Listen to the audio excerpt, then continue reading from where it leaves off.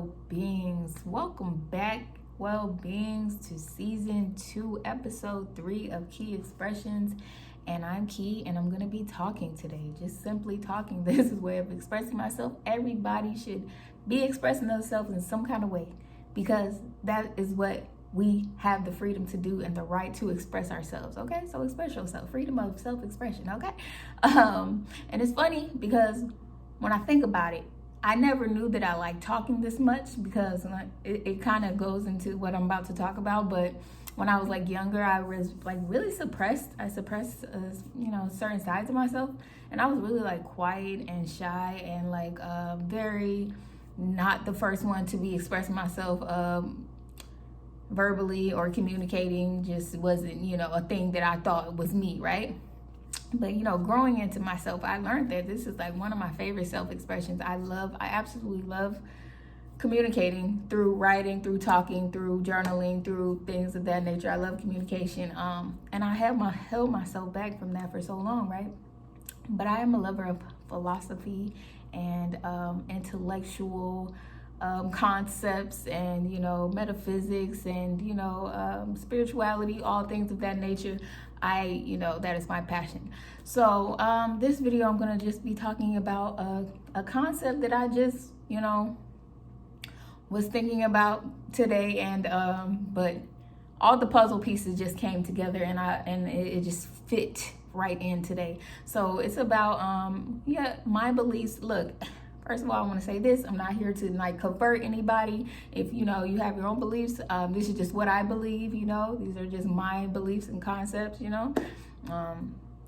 Everybody's free to have their own mind and think how they want to think. You feel me? But so the way I really do believe that we are spiritual beings living in a human vessel, and the part that I think is most important to me, because I'm really all about what do we need as a people? What is wrong with humanity? What do we really need to be better as a collective of people? And I ask myself, what is it that I need to change? I'm a really self-reflective person, and I'm why am I like this? I ask myself a lot, why am I like this? So I study all the time. I just study different concepts and philosophy and spirituality. Like I said, that's one of my favorite things to do. So with that, I've learned a lot about just and this just doesn't come from just books. This is also inner wisdom that I know is already inside of me, it's inside of a lot of us. A lot of us already just have the spirit, especially people who have been here many times, who have been reincarnated many times. And I know that I'm one of those people, and you might be one of those people. You just know, you just know you're special. You've been here a lot, And with that being said, a lot of the times we've been here so much, all of that stuff that we've been through, we kind of still hold on to. And just with that and generational trauma, it's a lot of stuff that we hold on to. But I'm going to get to the point, which is I do believe that spirit is within and, flesh is without. And I believe that we're on a journey to evolve back to knowing ourselves, which is our spirit ultimately. And God created man, right?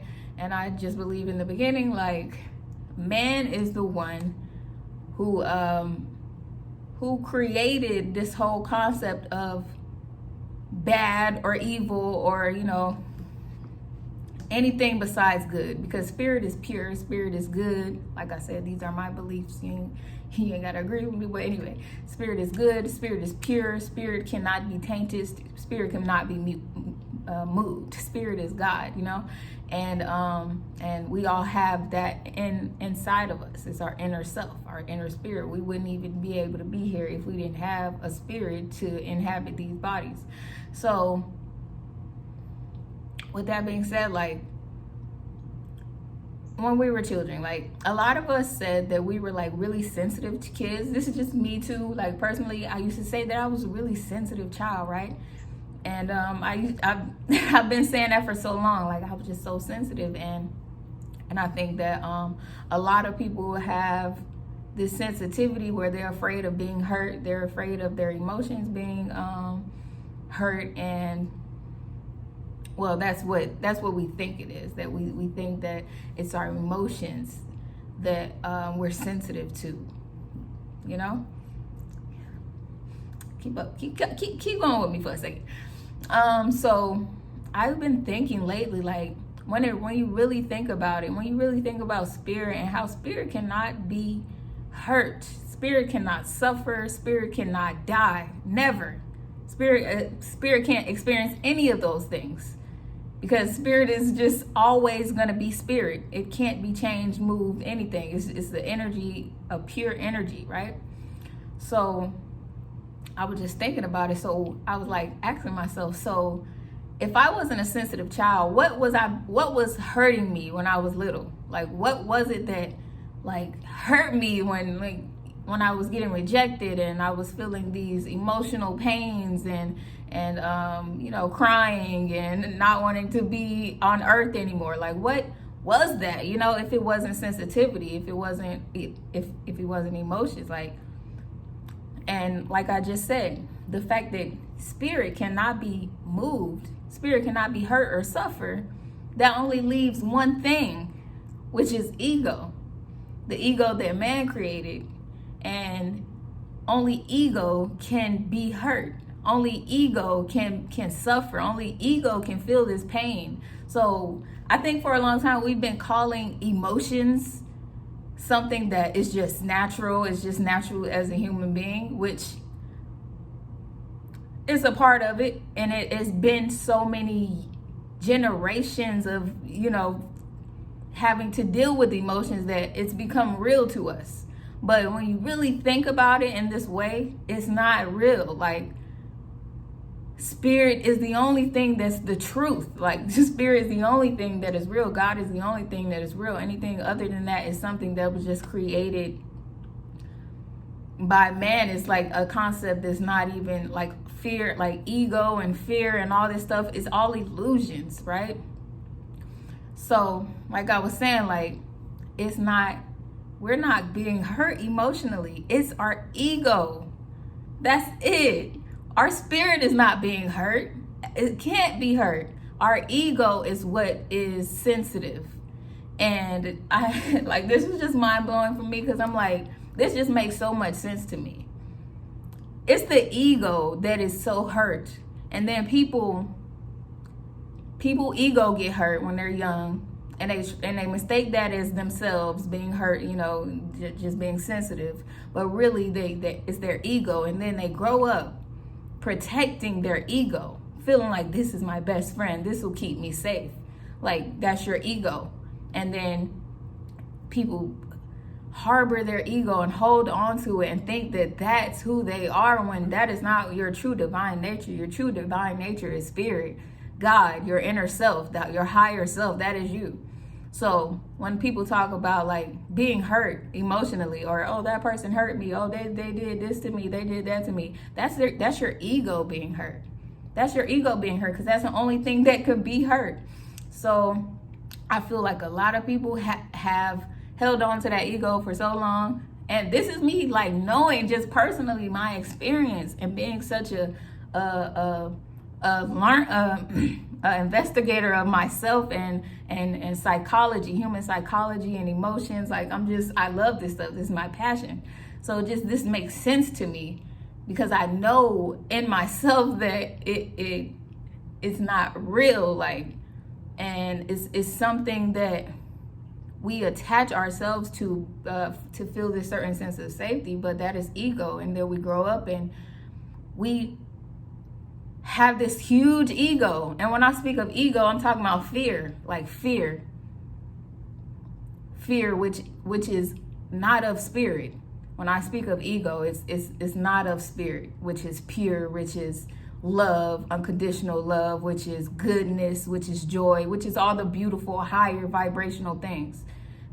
When you get to ego, that is something outside of spirit. Like, it's like lower vibrations. And a lot of people feel like that's them, and then they have this huge ego that feel like is their security blanket, and then they don't want to connect with other people and communicate with other people, and because they're afraid of being rejected or hurt like they did when they was little. And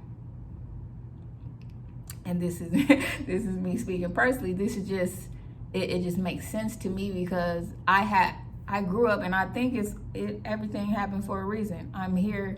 God created me this way to go through this journey to realize these things that I'm coming into realizing, and getting back to God and getting back to spirit and knowing the truth of life and why we're here. And like I was saying, I feel like we need love. We need to drop this ego. We need to drop this fear. And that's what really is in our way of really having like the best experience on earth, and, you know, humanity loving each other and people being happy and not being afraid to connect with other human beings. And, you know, like, it's just, it's the